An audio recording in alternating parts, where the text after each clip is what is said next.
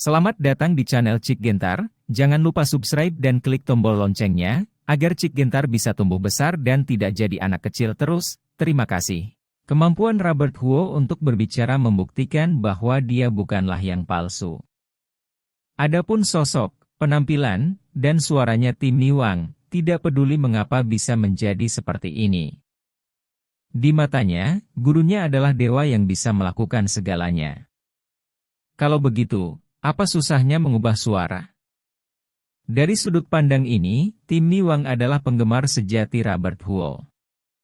Selama beberapa tahun terakhir, untuk melihat Robert Huo lagi, Tim Niwang rela mengalami kesulitan dan rintangan yang tidak terhitung jumlahnya.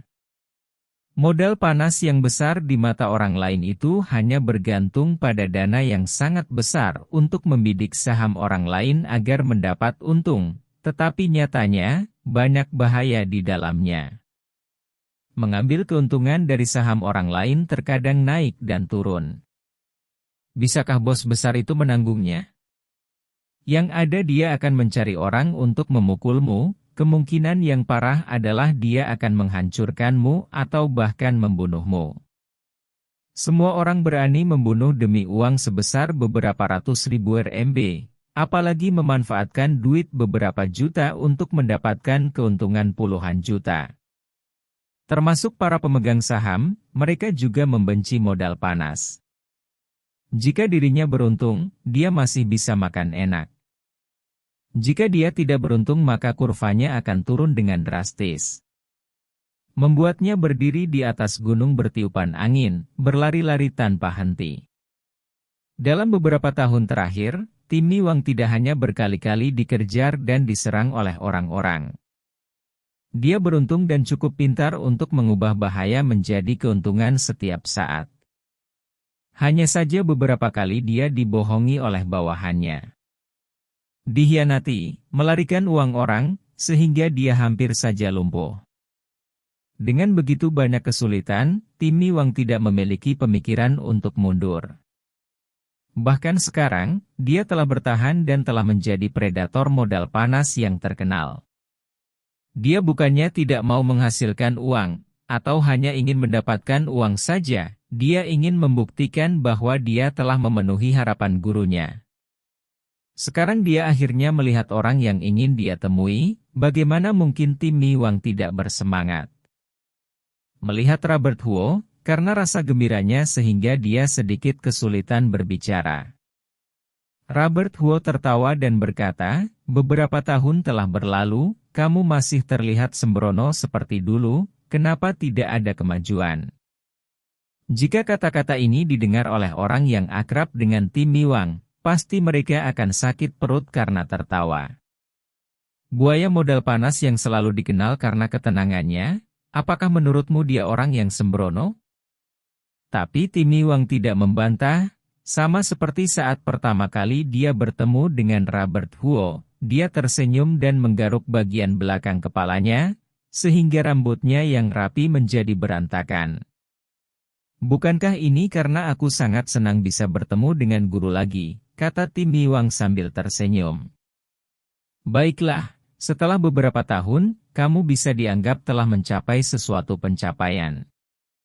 Terakhir tentang farmasi Changxin, aku harus berterima kasih padamu, kata Robert Huo. Guru, kamu ini terlalu sungkan. Jika bukan karena ajaranmu, bagaimana mungkin hari ini aku ada di sini? Jangankan tentang farmasi Changxin, bahkan jika pasaran itu memiliki nilai ratusan miliar, aku tetap akan menanganinya jika kamu mau. Tim Niwang bersumpah padanya.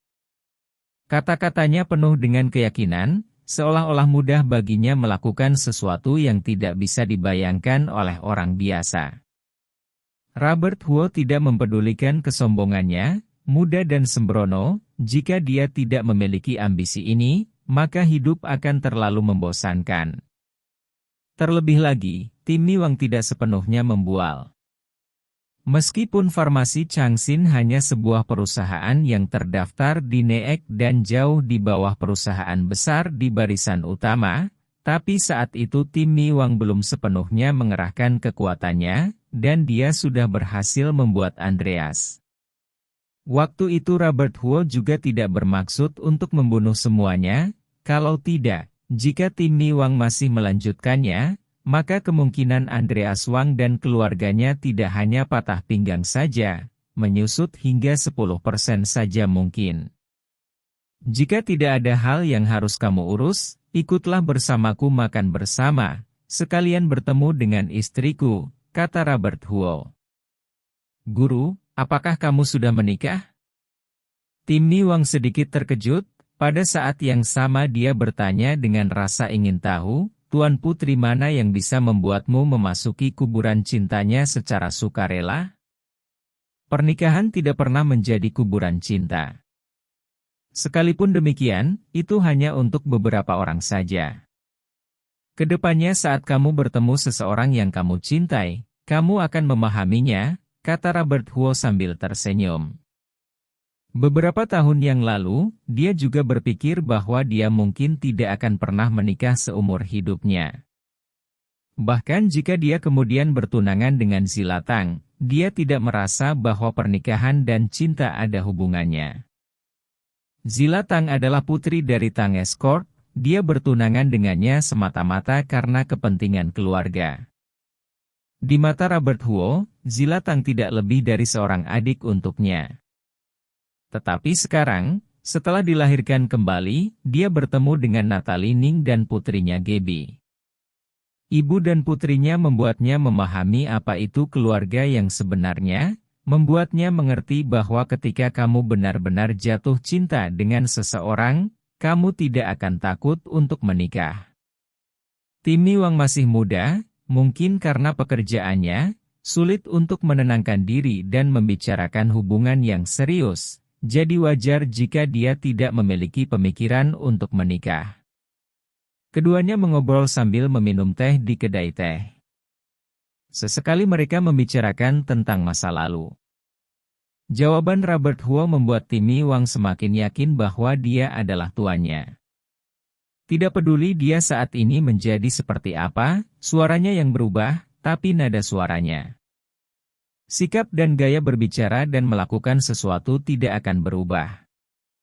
Setelah berbicara sekitar 1 jam, 2 teko teh telah habis, Robert Huo melihat jam tangannya, ketika dia melihat sudah waktunya menjemput Gaby dari sekolah, dia menawarkan Tim Mi Wang untuk bergabung dengannya.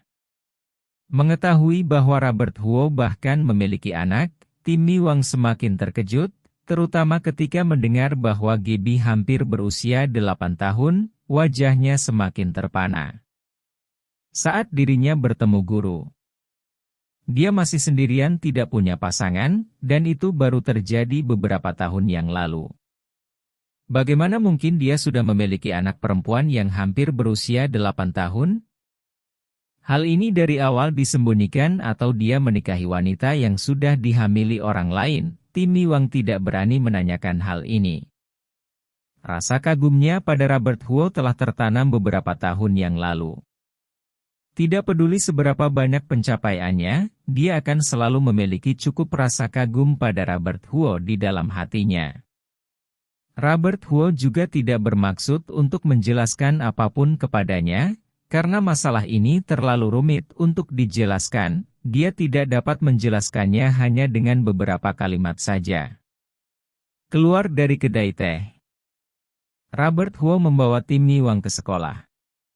Tim Mi Wang pun tidak terlalu kaget melihat bahwa mobil Robert Huo hanyalah sebuah Mercedes-Benz kelas E yang harganya jauh dari jutaan RMB. Tahap guru, dari awal juga sudah melebihi tahap orang biasa, jangankan kelas E, bahkan jika dia membawa sepeda saja dia tidak akan kaget. Tepat ketika dia membuka pintu mobil, dia merasakan perasaan dipantau yang tidak tergambarkan. Setelah bertahun-tahun mengalami pengalaman berbahaya, hal itu membuat Tim Mi Wang memiliki rasa kepekaan yang tajam. Dia menoleh dengan naluriah dan melihat ke arah dirinya dipantau, di mana dia bisa melihat seorang pria. Pria ini terlihat sedikit lebih tua dari dirinya, tinggi dan berdiri tegak, Wajahnya yang tampan tanpa senyuman terlihat sedikit keren. Dia berdiri di seberang jalan, seperti orang-orangan sawah yang tidak memiliki perasaan. Tetapi Timmy Wang memiliki firasat bahwa jika dirinya berani melakukan sesuatu yang berbahaya kepada gurunya, orang itu akan bergegas ke sini secepat mungkin untuk membunuhnya. Robert Huo juga melihat pria di seberang jalan, melihat Timmy Wang yang terkejut, kemudian berkata, pria itu adalah Sa Mustang, anak dari keluarga seni bela diri. Kungfunya sangat bagus. Dia pengawalmu? Tanya Timmy Wang. Benar, Robert Huo mengangguk. Sa Mustang mematuhi keinginan Profesor Yachop Zhao dan memilih untuk mengikuti Robert Huo untuk melindunginya, sambil mempelajari beberapa kebenaran yang hanya dapat dipelajarinya dari orang lain. Jika berdasarkan logikanya, seharusnya dia menjadi supir Robert Huo. Tapi Robert Huo berpikir, dia belum mencapai titik di mana dirinya membutuhkan supir. Hal tersebut terlalu mencolok. Terlebih lagi, banyak orang telah melihat penampilan Sa Mustang dan mengetahui kehebatannya. Orang-orang muda yang melihatnya mungkin tidak berani melakukan apapun. Meskipun hal ini dapat membuat para perampok atau pencuri takut. Tapi bukan berarti itu selalu menjadi hal yang baik. Musuh yang tersembunyi dalam kegelapan tidak pernah semudah ini untuk dihadapi dengan berdiri di sisi terang. Oleh karena itu, Robert Huo membiarkan Sa Mustang bersembunyi di dalam kegelapan dan keluar saat dia membutuhkannya, saat dia tidak membutuhkannya. Anggap saja dia sebagai seorang pejalan kaki. Sa Mustang sangat patuh, tidak peduli dia mendengarkan Profesor Yachop Zhao atau Robert Huo, singkatnya, dia pada dasarnya tidak pernah muncul ketika dia disuruh bersembunyi di kegelapan.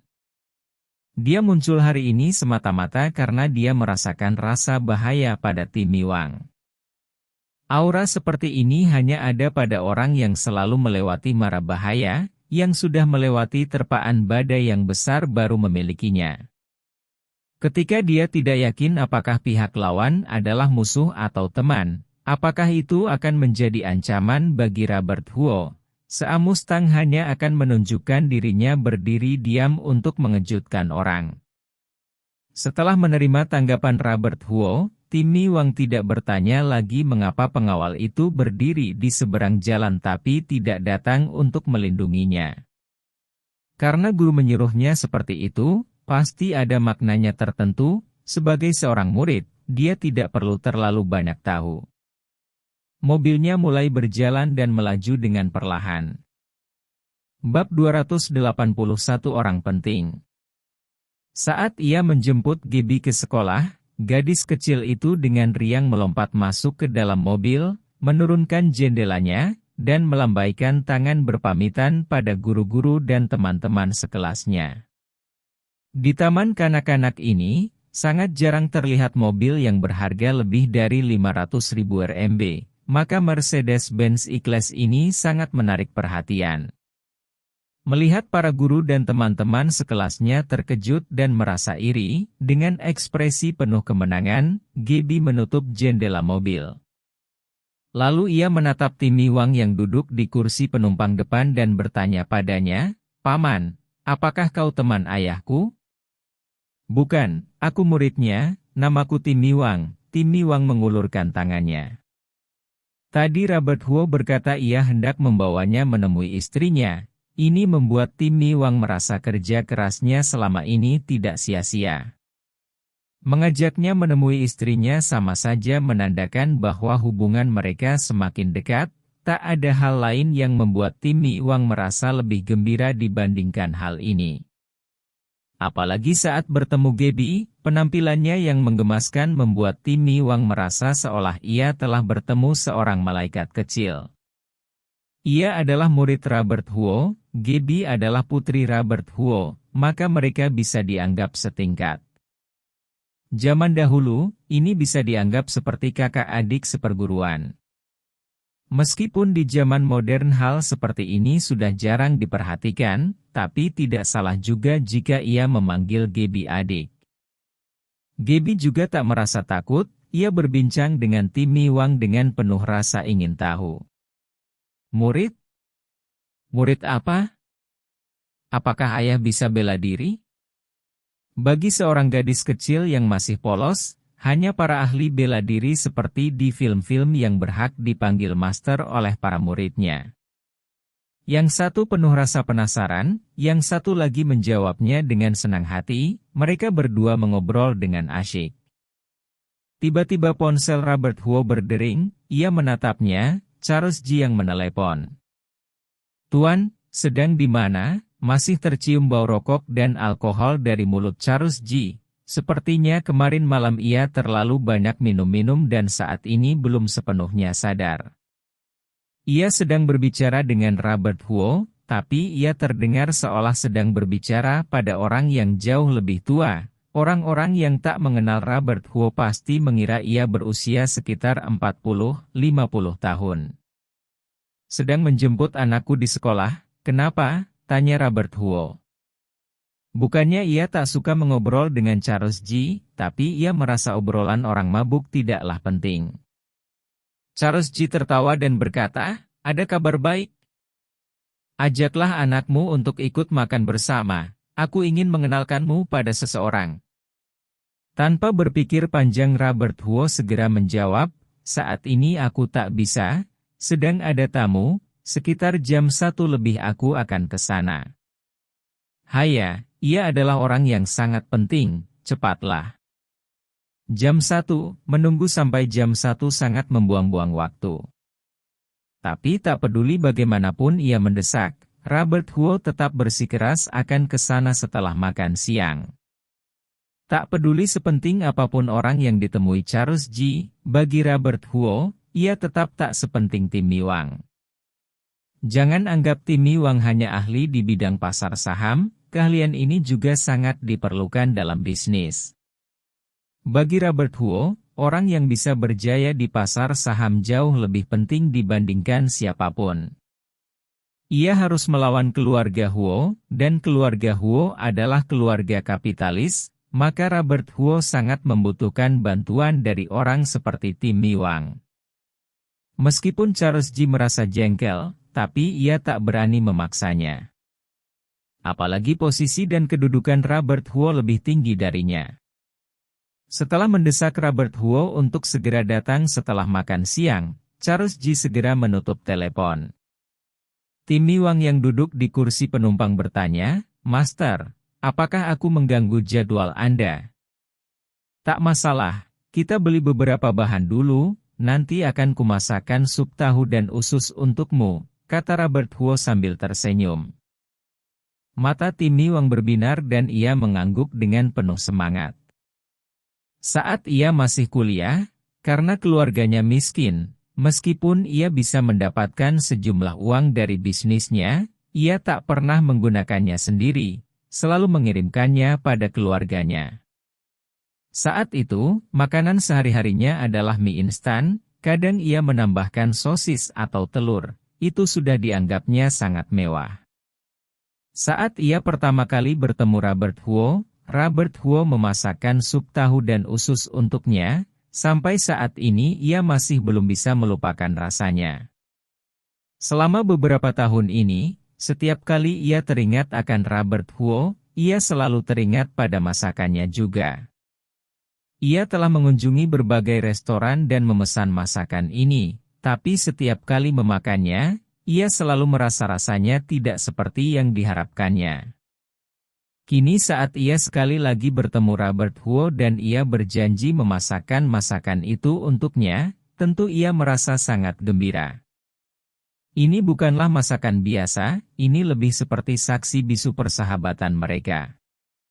Sebelum pulang, Robert Huo mampir ke pasar untuk membeli beberapa bahan, selain tahu dan usus. Ia juga membeli kepiting dan berencana memasak kepiting saus pedas kesukaan Gaby. Robert Huo juga telah menelepon Natalie Ning, memberitahunya akan ada tamu penting siang ini dan menyuruhnya pulang sebelum jam makan siang. Saat Robert Huo memarkirkan mobilnya, Natalie Ning juga baru turun dari taksi. "Hai," katanya sambil berjalan menghampiri.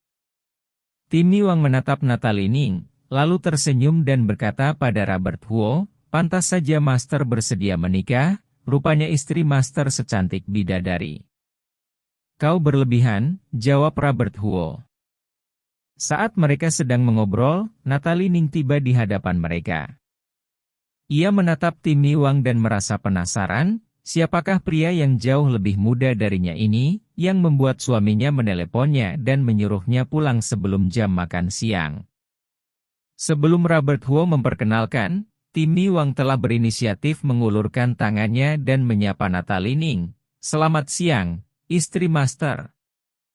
Namaku Timmy Wang." Natalie Ning terkejut melihat kesopanannya. Awalnya ia mengira orang penting yang dimaksud Robert Huo adalah orang terkenal seperti Yachop Zhao, siapa sangka ternyata muridnya. Dan, sejak kapan suaminya mempunyai seorang murid? Dan apa yang sedang ia pelajari? Karena beberapa hari ini tak ada urusan di pasar saham, aku menerima seorang murid, Robert Huo menjelaskan secara singkat. Natalie Ning hanya berdeham dan tak mengatakan apapun. Shaun Li juga pernah bermain saham, dan ia mengalami kerugian besar. Sejak itu ia menguninstall software tradingnya dan tak pernah lagi masuk ke akunnya.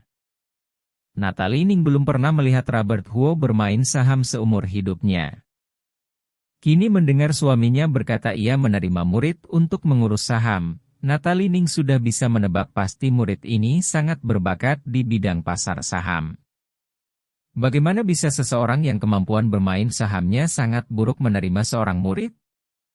Meskipun ia tak mengetahui identitas Timmy Wang dan tak tahu apa yang membuatnya tertarik menjadi murid suaminya yang kemampuan bermain sahamnya sangat buruk, tapi karena ia telah datang ke sini, tentu ia harus menyambutnya dengan hangat. Natalie Ning dengan sopan mengulurkan tangan menyalaminya dan berkata, "Halo, namaku Natalie Ning." Bab 282 Honda Capital. Setelah saling berjabat tangan, mereka masuk ke rumah. Timmy Wang menatap ke sekeliling rumah itu dengan penuh rasa ingin tahu. Meskipun dalam hati ia terkejut melihat Master dan istrinya tinggal di rumah yang begitu sederhana, tapi ia tak mengatakannya. Karena ia sangat mengaguminya, apapun yang dilakukan Master pasti masuk akal baginya. "Maaf, rumah ini sangat sederhana, kau suka minuman apa?" "Ada teh dan jus," tanya Natalie Ning dengan sopan. Setelah melewati berbagai pengalaman, ia sudah bisa menebak tingkat ekonomi seseorang melalui cara bicara, sikap, dan penampilannya. Tentu saja ia mempelajari kemampuan ini bukan untuk membedakan mana yang miskin dan mana yang kaya, tapi untuk menyesuaikan diri. Robert Huo mengajarinya bahwa untuk mencapai hasil terbaik, diperlukan metode yang berbeda-beda saat berbicara dengan orang-orang dengan tingkatan ekonomi yang berbeda. "Aku lebih suka teh, sama seperti Master," jawab Timmy Wang. Natalie Ning menatap Robert Huo sejenak lalu mengangguk, lalu pergi untuk menyiapkan teh. Gaby menggeser sebuah kursi dan duduk di sebelah Timmy Wang. Ia mendongak dan dengan penuh rasa ingin tahu bertanya, "Kak, bukankah ayahku sangat hebat?" "Tentu saja," jawab Timmy Wang. "Lalu seberapa hebatnya kau dibandingkan ayah?" tanya Gaby. Timmy Wang memikirkannya masak-masak lalu menjawab, "Sekitar 75%. Ini tidak bisa dianggap remeh, ia bisa memiliki 75% kemampuan Robert Huo, berarti ia pasti bisa sukses." Tapi Gaby mengerutkan bibirnya dan berkata, "Kalau begitu kau sangat payah." Timmy Wang tertegun, lalu tertawa. Ia sangat menyukai sikap usil Gaby. Dan karena ia mengagumi Robert Huo, ia tentu juga menyukai keluarganya. Tak lama kemudian, Natalie Ning datang menyuguhkan teh. Air terbaik untuk menyeduh teh adalah air pegunungan, kedua air sumur, ketiga air mineral. Air keran sama sekali tidak masuk dalam daftar, karena rasa kaporit dalam air keran akan mengganggu cita rasa tehnya. Maka yang paling sering digunakan adalah air mineral. Tapi Natalie Ning belum pernah mempelajari cara menyeduh teh, ia hanya merebus air keran dan menuangkannya ke teko. Dan teh yang diseduhnya adalah teh guanyin berharga jutaan RMB yang diberikan oleh Fernaldi Fang. Untungnya ia tahu bahwa teh guanyin harus dibilas dulu, baru diseduh. Jika tidak daun teh yang sangat mahal itu akan terbuang sia-sia.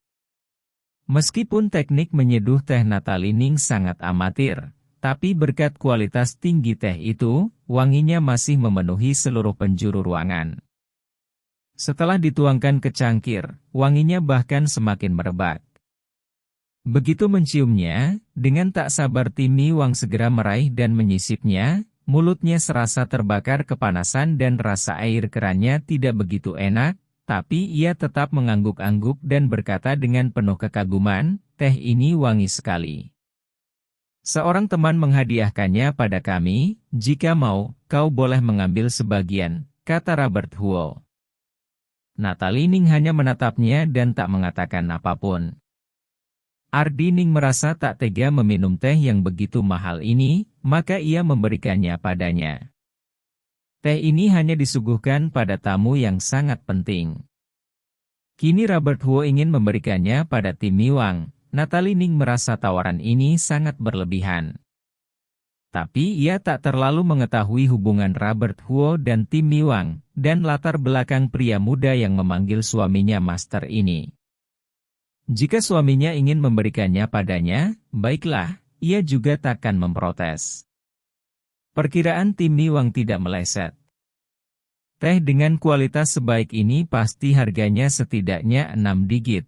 Meskipun rumah master sangat sederhana, tapi teh yang disuguhkannya sangat berkualitas, memang benar. Semakin berisi semakin merunduk.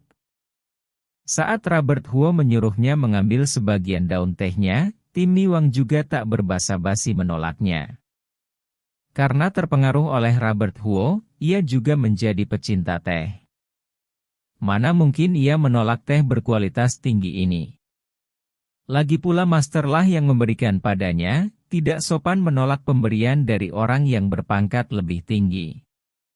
Setelah itu, Robert Huo memasakkan kepiting saus pedas kesukaan Gaby dan sop tahu dan usus yang telah sangat dirindukan Tim Mi Wang. Mereka semua makan dengan lahap, tak tersisa sebutir nasi pun. Sambil kekenyangan, Gaby dan Tim Mi Wang memuji kemampuan memasak Robert Huo. Selisih umur mereka cukup jauh, tapi kepribadian mereka sangat mirip. Natalie Ning tersenyum melihatnya. Sebenarnya Robert Huo masih ingin berbincang dengan Tim Mi Wang, tapi Charles Ji kembali menelepon, berkata bahwa orang yang akan ditemuinya ini orang yang sangat penting dan mendesak Robert Huo untuk segera datang. Charles Ji adalah calon penerus Colin Ji. Meskipun nantinya Nova Ji yang akan mengepalai GS Corp, ia tetap tak boleh menyinggung Charles Ji. Semakin payah kemampuannya, semakin mudah ia melobinya untuk membantunya. Nova Ji ingin menggantikan posisi Cedric Ji sebagai dirut perusahaan keluarga, tapi kesulitan terbesarnya adalah ia kekurangan pendukung dari keluarga inti.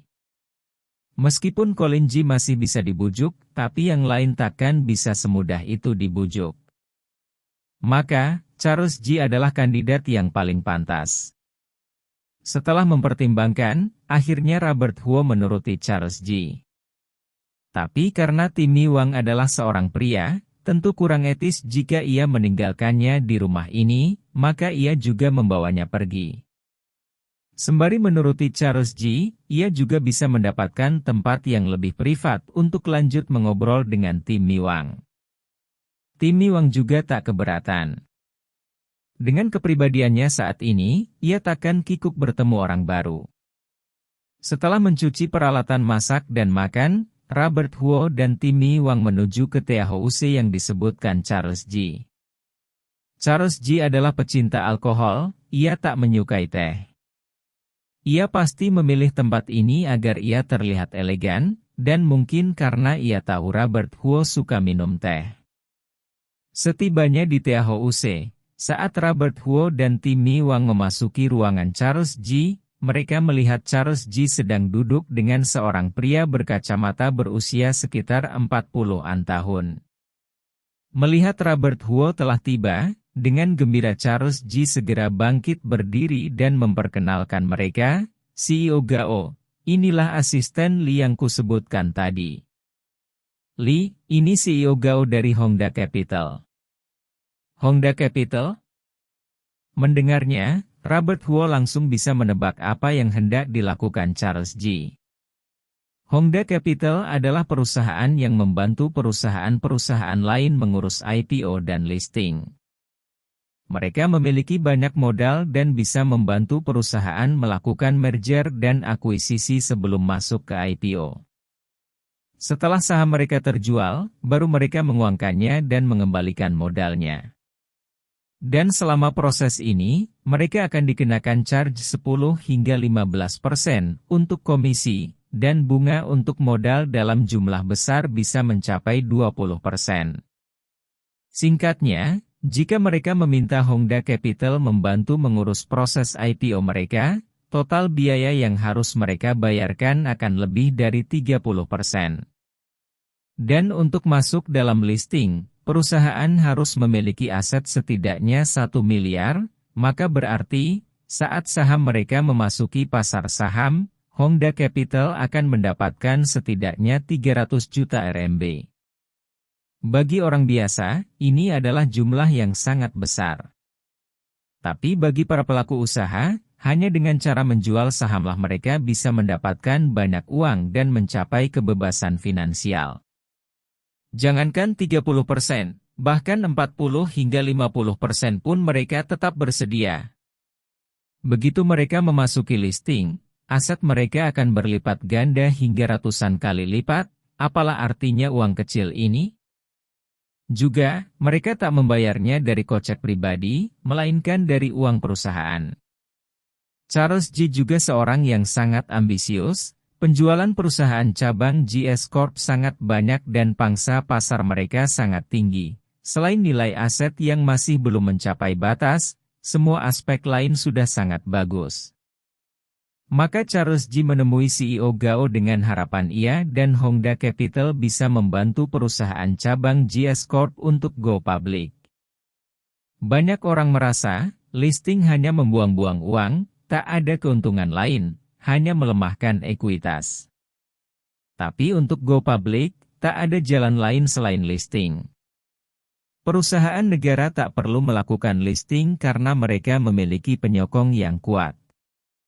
Sedangkan perusahaan swasta tak memiliki sokongan seperti itu.